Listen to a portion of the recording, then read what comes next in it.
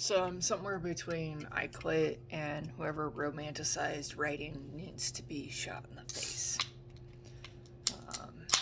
And maybe, those that romanticize writing don't write the topics that I do. But I'm taking a break to process. Not that I haven't been processing all day as I've been writing, because that's the goal of this. I'm getting about, I think I'm averaging about 1,000 words per chapter, and I know I will go back and probably add more later, but it's really hard not to go back and rewrite things 5,000 times. It's hard just to get the information out there and just call it a day. I want to puke. My stomach absolutely wants to puke. I am so glad I set this week up to make sure that I have a therapy appointment tonight and hopefully tomorrow night as well. Because as you can see, there's been a few tear sessions, just a few. Trying not to vomit, like, for real, guys. Excuse me. Just finished a chapter that I have dreaded writing, which is why I put it in the beginning of the book. Because, when you write things out loud, it makes it real. And there's some parts of my life I don't want to be real. I want my life to be like the front of Disney, not the back of Disney. I want there to only be the fun surf rides, not the internal part where if you have to be in a wheelchair, somebody else has to carry you down kind of Disney rides. And there was nobody to carry me down. It's hard to admit that. And the reason it's hard to admit that is because as a child, I didn't know better. As a child, I didn't realize there were people there that would have helped me if I had talked to them, but I didn't. I just assumed that the world was a terrible place and that I had to keep it to myself. So there are a lot of things that I dealt with on my own. And by dealt with, I mean shoved down deep, not actually, dealt with. Which is why we're here now. And looking at what people thought was okay,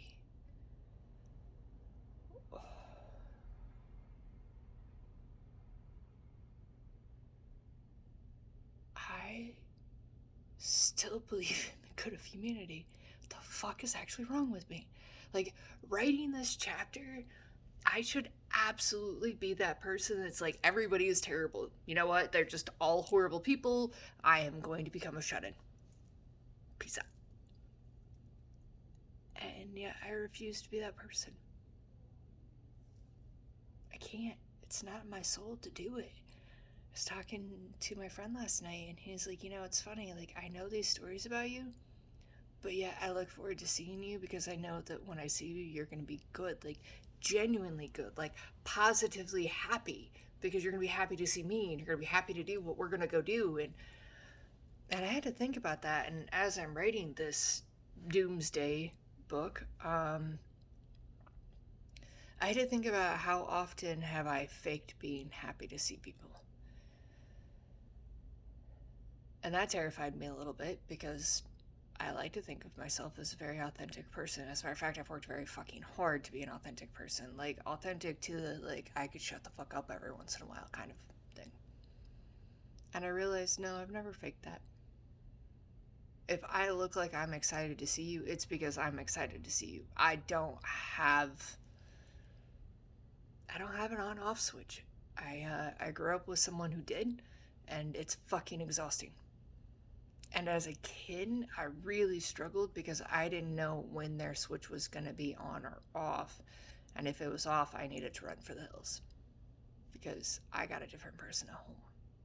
Sometimes.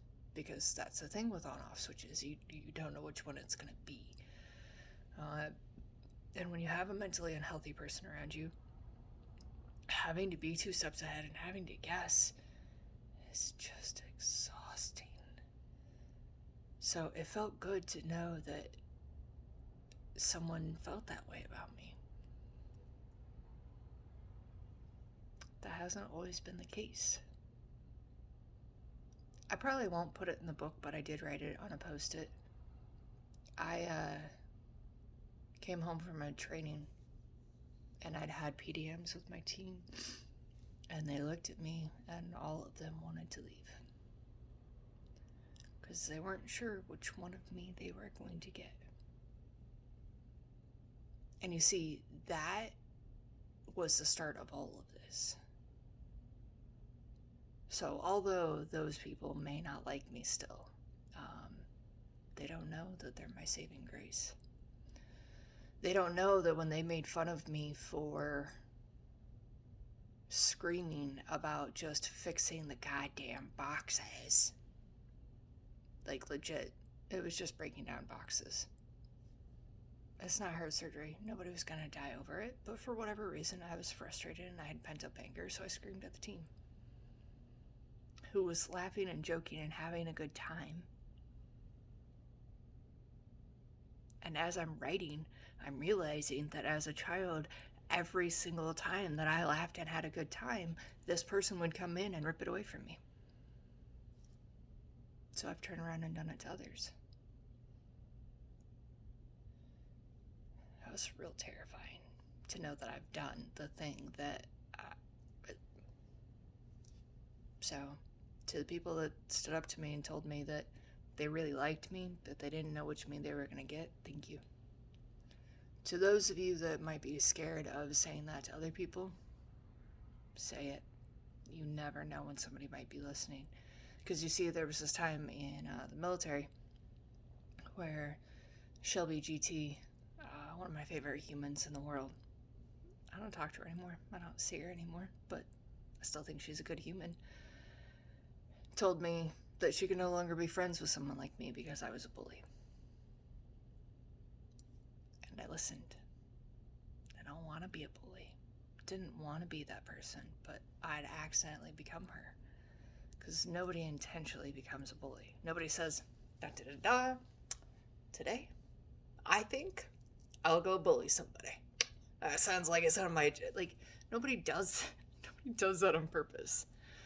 They build a small wall, and then they build another wall, and then they build another wall, and then they build a wall, and then all of a sudden they can't see over the wall, and they're the jackass in the room. By jackass, I mean it's me. I'm the jackass. So, if you have someone around that you care about, speak up to them so that they know. Might take it a few times, but at some point they might listen, and it might take you walking away. I'll never forget when I was in a real shady spot. I've been in a few of them, but this one in particular. I reached out to a friend of mine after I got out of said shady spot, and I was like, how come you didn't tell me? And she looked at me, she was like, excuse me? And I was like, how come you didn't save me? Like, I don't understand. What's wrong with you that you didn't come save me from this wretched situation? I was ruining my life.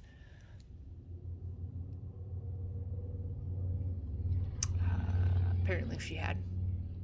Not only did she say something, she texted it, she called it, she showed up at the house that I was living at in her truck and started moving my stuff out. And I was so out of my mind that I don't remember. So she quit being friends with me. That got my attention. Took a few months, but it did get my attention. And that's part of the reason I'm sober now. So, sometimes your words can be heard, and sometimes the culmination of people saying things might be what changes that person to become a better person. And how you say it matters. Because you see, none of them said it with any malice. You know, the one that told me she didn't know which person I was going to be didn't say, well, I don't know which person you're going to be. It's terrible. She just very calmly said, I really love the idea of working for you, but it's hard because I don't know which person you're going to be. That tone makes a difference. You know, when my Harley mama in school told me to get my shit together, it wasn't, you need to get your shit together because you're a terrible person. It was, I know you're better than this, so could you get your shit together? So it's not the screaming, it's not the yelling, it's not the judgment, it's the calm, it's the persistent, and it's the willingness to walk away. And I'm here to prove that you can change. I'm here to prove that you can make yourself whatever you want to be as long as you are willing to listen.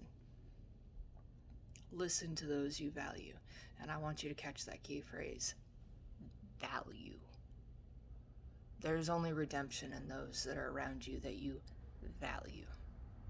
Because if it was anybody besides my Harley mama or my friend that showed up with a truck, I wouldn't have fucking listened. And hell, I didn't even listen to them the first 2 times. Let's be real honest. The people that walked out of my company, it took... Now, they're not what you think of as 20-person walkouts, but they've always been a few.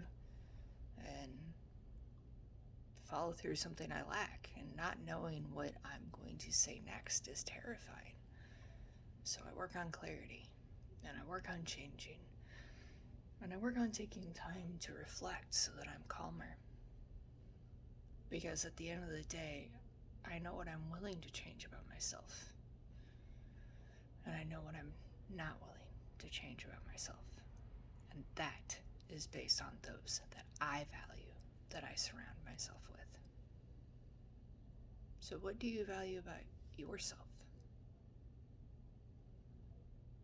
Do you write it down? Do you reread it 10 years from now? Do you take the time to think about it? Because if I didn't have those things, I wouldn't have made it through this last chapter that I just wrote. And I don't know that I'd make it through this next one. But I'm here. And I will make it through these chapters. Because I know I'm loved. And I know these chapters are the past. And they do not fucking define